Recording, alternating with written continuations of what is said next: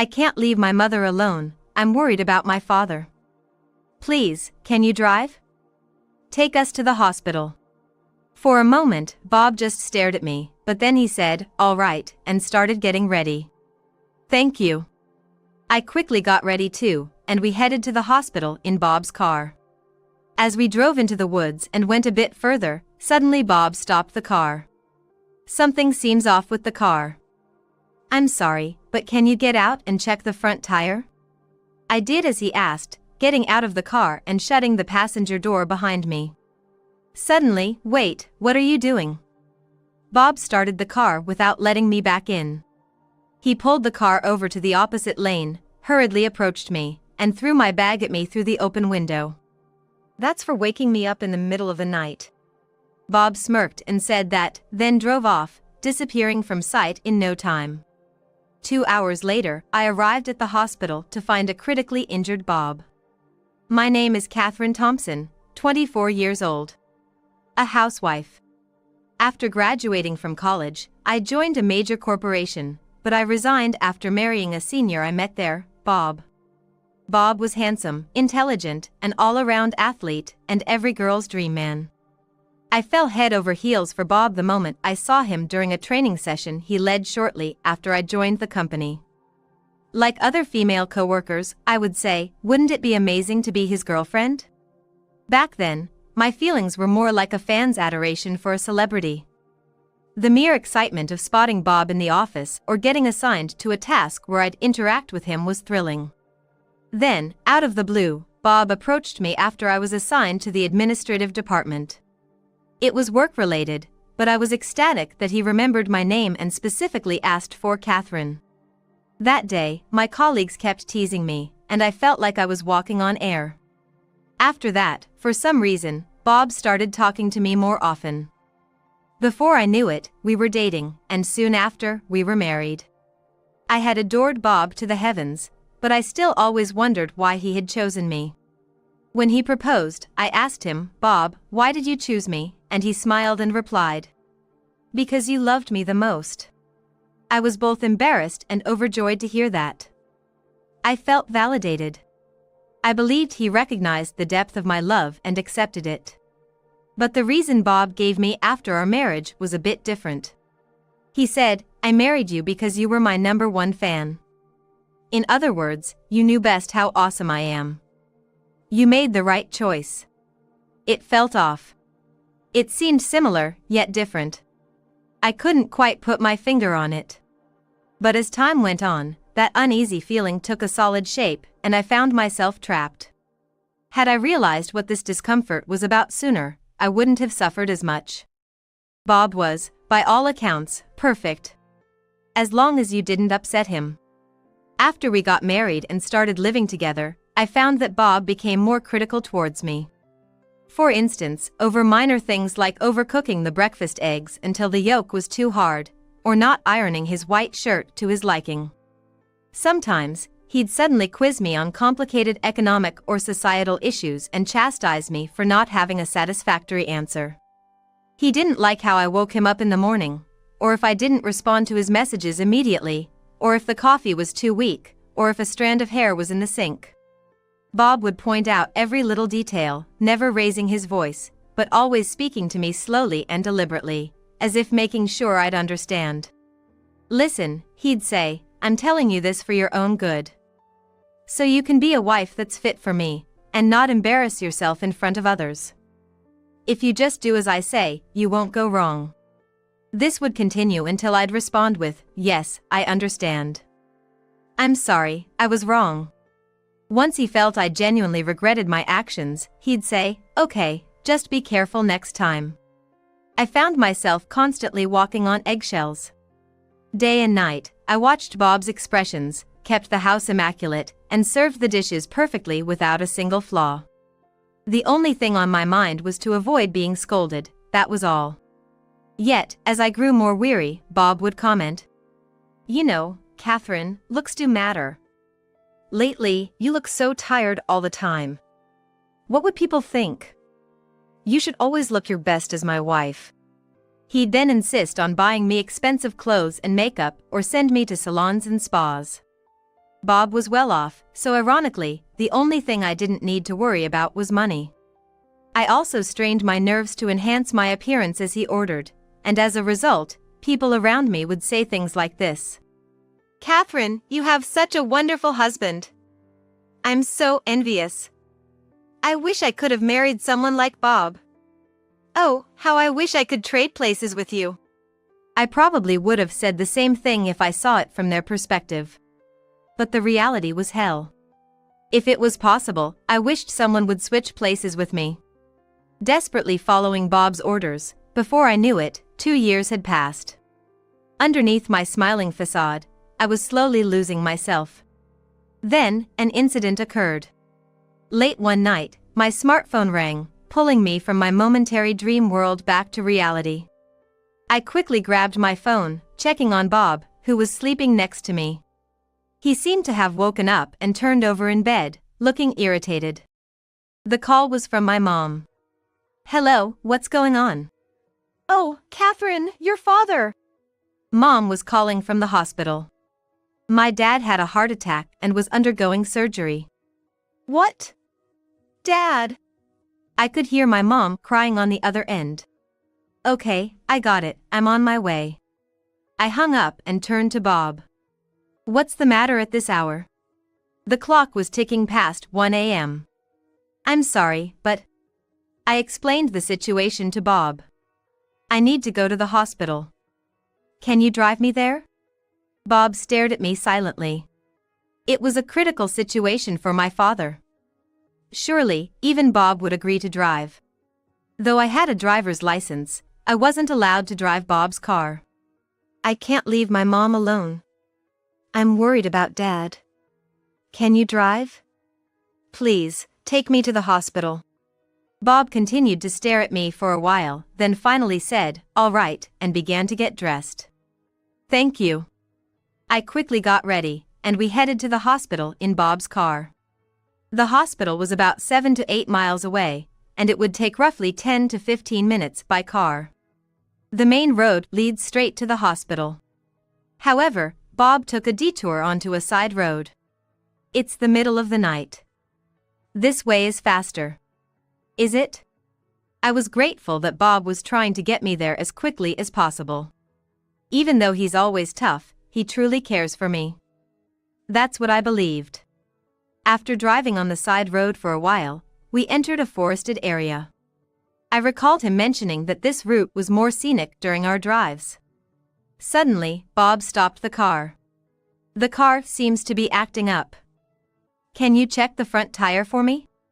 I got out as he asked and closed the passenger door. But then, what the? Bob started the car without me in it. The car moved a short distance forward, then reversed, turned around, and came back to where I was standing, looking stunned. "I have an important presentation tomorrow. And now, I've been woken up at this ungodly hour." Bob parked on the opposite lane, came rushing towards me, and threw my bag at me through the open window. "This is your punishment for waking me up in the middle of the night." Bob sneered in a creepy manner and said that. He then drove off in the original direction, and in a blink of an eye, he was out of sight. The location was inside a not-so-deep forest, and the time was nearing 2 a.m. Normally, one would feel helpless and even cry in such a situation, but I somehow felt relieved. In the pitch-black forest, I kept walking straight towards the hospital. A distance of about 6 miles, all I could think about was to reach my parents as quickly as possible. I couldn't care less about Bob's angry face. I wouldn't mind if I never saw him again. Back then, when he threw that bag at me, I almost broke down in tears, wondering why he would do such a thing. Had I messed up again? Did I upset Bob? I should apologize quickly. But I couldn't think of what to apologize for. What on earth did I do? However, in my confusion, Bob gave me the answer. It's punishment for waking me up in the middle of the night. If I had woken up Bob for some trivial reason, then it was my fault. But what if my father-in-law is in a critical condition, undergoing emergency surgery? And my mother-in-law is anxiously waiting for the surgery to end at the hospital. Bob probably doesn't care about how I feel, wanting to be with them as soon as possible. His work tomorrow must be more important to him than anything else. Even if he didn't care about my feelings or my parents, he could have just told me to go to the hospital alone. Instead, he pretended to drive me to the hospital, then lied and left me stranded in the dark forest. Such actions are beyond normal. It was a rude awakening for me. When I first saw Bob, I imagined him as a prince from a fairy tale, and I felt like I was living that dream by marrying him. But that dream turned out to be a nightmare. The real-life prince was nothing but a selfish person. It was all about him, and he even admitted the reason he married me was that I was his biggest admirer. In other words, he chose the easiest person to manipulate. All just to satisfy his ego. I thought I was loved and chosen by Bob, and tried my hardest to be a good wife to him, but now I don't care anymore. In that forest, I found my freedom. I can't go back to that cage anymore, and I have no intention to. What did I even find appealing in such a superficial person, who doesn't even seem human? While I was walking hastily through the forest, these were the thoughts running through my mind. After about 2 hours of walking, I finally reached the hospital. When I arrived at the hospital, I informed them at the emergency entrance that my father was brought in by ambulance and was undergoing surgery. The security guard at the reception checked the name I provided, and then asked me to sign in on the visitors list. Once done, he handed me a visitor's badge. I wore the badge around my neck and hurried to the central operation room, where my mom was waiting. The only sound echoing in the dimly lit corridor was the click-clack of my heels. 2 hours have passed since then. I wonder how my dad is and how my mom is holding up. Naturally, I quickened my pace. The exhaustion from the long walk was nowhere to be felt. After turning a few corners, I could see my mom sitting under a dim light on a sofa. Mom! Catherine! As I called out to her, she looked up with tears streaming down her face. I got a sinking feeling in my chest. Is something wrong with Dad? I sat down next to her on the sofa, and she said, No, I just felt relieved seeing your face. Your dad is still in surgery. You startled me. I felt a rush of blood from my heart and all my strength drained away. After waiting a bit longer, the lights in the operating room finally went off. We were informed by the surgeon that the operation was successful. It would take some time for his condition to stabilize, but for now, the danger had passed. My mother and I shed tears of relief together. My father was taken to the ICU on a stretcher. He's still asleep, but I was truly relieved to see his face, resting peacefully. Together with my mother, we followed to the ICU and watched over him as he was transferred to his bed. Now, there's nothing more we can do. We're just waiting for Dad to wake up and recover. I need to make sure Mom gets some rest. The 2 hours before I arrived must have been so lonely for her. Thinking about it made me angry at Bob. I took Mom to the vending machine area and bought her a warm tea. Here, drink this to calm down. Thank you. My mother opened a can of coffee and took a sip, seeming to finally calm down. Seeing her relaxed made me feel better too. As we sat in the coffee area before dawn, a nurse approached us. Excuse me, are you Catherine Thompson, wife of Bob Thompson?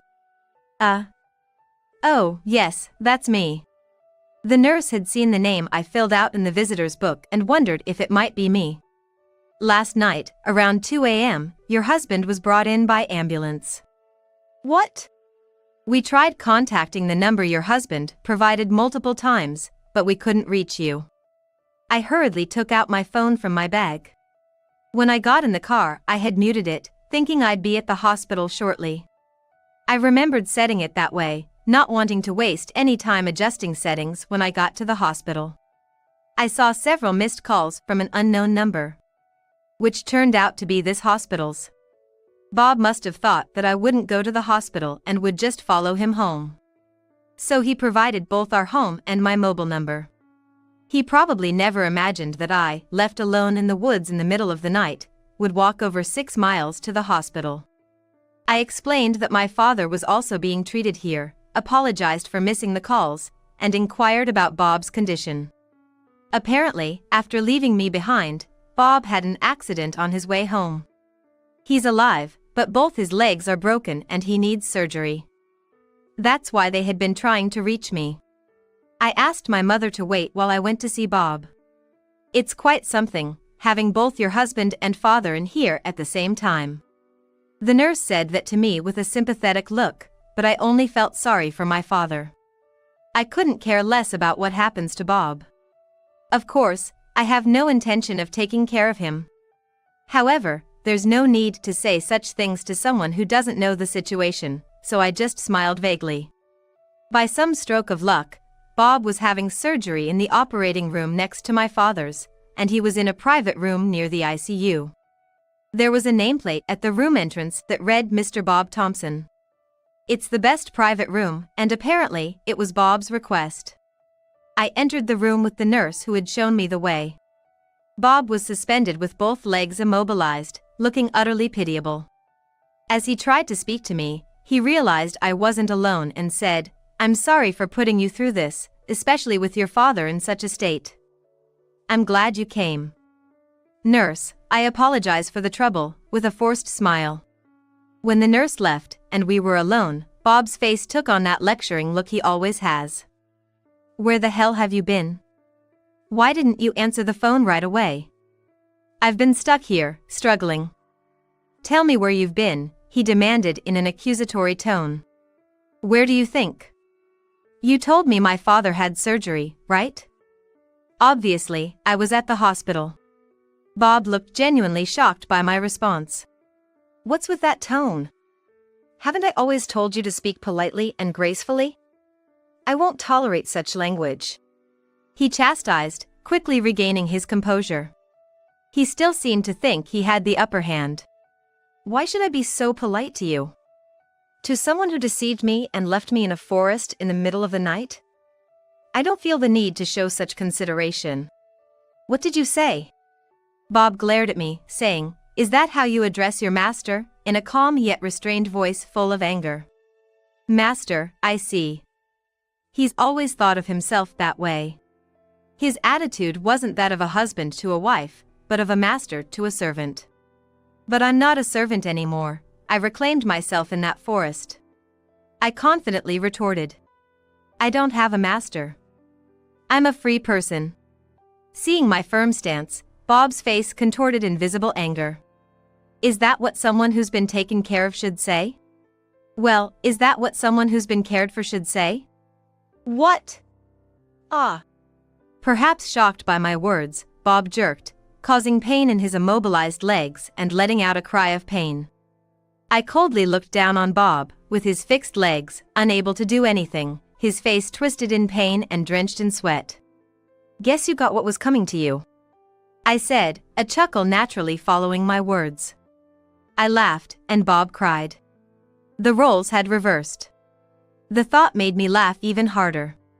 "What's so funny? It's all your fault I'm in this mess. Don't you feel guilty?" Bob asked tearfully, but still defiant. "My fault? No, I think it's someone who left his wife in a forest and hurried home." "Serves you right," I countered. Bob looked at me in disbelief, seemingly a mix of shock and fear in his eyes. His wife, who had always been obedient and looked up to him with admiration, was now confronting him with cold words and glances, as if a stranger. He looked disturbed, his eyes darting around. I realized he was just a small, insignificant man.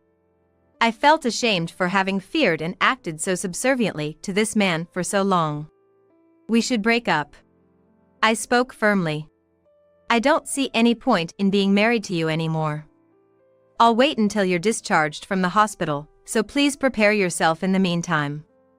I'll pack up our stuff at home." "Don't be ridiculous. I'm never gonna leave you. Do you realize how much time and effort I've put into this relationship?" Bob winced in pain as he moved. He became silent, tears distorting his face. "Do you have anything else to say? If you do, now's the time." "What will it be?" Despite my words, Bob just continued to cry, unable to respond. "Nothing, then? All right, I have to go care for my father. Take care and goodbye." I left the room, leaving Bob groaning in pain. My father woke up later that day. Holding hands with my mother, tears of joy streamed down our faces. Although it would take time for him to be discharged from the ICU and be mobile, it was a relief to know he was stable. I returned to my family home with my mom and shared my decision to divorce Bob. My mother was initially shocked, but after hearing my side of the story, she nodded in silence and welcomed me back home. She never imagined that her daughter, who she believed was living happily, was being treated so poorly. I never told my parents the truth, trying to present a facade of a happy marriage. I even tried to convince myself that I was a happy wife. I cried at my mother's understanding, and for making them worry. I wept and wept until I began preparations for the next step. First, I started looking for a lawyer experienced in divorce cases. This was surprisingly easy, because a friend of mine worked at a law firm. I met with a few lawyers and decided on a female attorney, who has assisted many women like me suffering from their husband's emotional abuse. I gained an experienced and powerful ally. Just when Bob was in the hospital, I organized my belongings and prepared to leave the house. The challenge was to prove Bob's fault, but surprisingly, this was easily settled. When Bob had an accident and was questioned by the police, he told them, "I had an accident on my way back from dropping off my wife at the hospital, where she wanted to be with her father who was being operated on after an emergency." However, his story seemed off. After all, I arrived at the hospital 2 hours after Bob's accident. When asked where he was and what he was doing during that time, I honestly told them everything, including being abandoned in the forest late at night. At first, the police were just shocked, but as they listened, they began to suspect it was malicious abandonment. Many people, not just the police but also those involved with insurance, his company, and others, eventually found out the truth. Every time, Bob kept making mistakes, and I'm grateful for that. In this way, I was able to prove how much Bob had belittled, neglected, and hurt me during our 2-year marriage. He was deemed at fault due to emotional abuse. Though it was a short marriage of only 2 years and I never had to worry about finances, I was able to secure a satisfactory amount in alimony and divorced Bob. After the divorce, I returned to my family home and took care of my father for a while. Fortunately, my father's recovery was smoother than expected, and he seems to be getting back to his regular life without any lingering effects.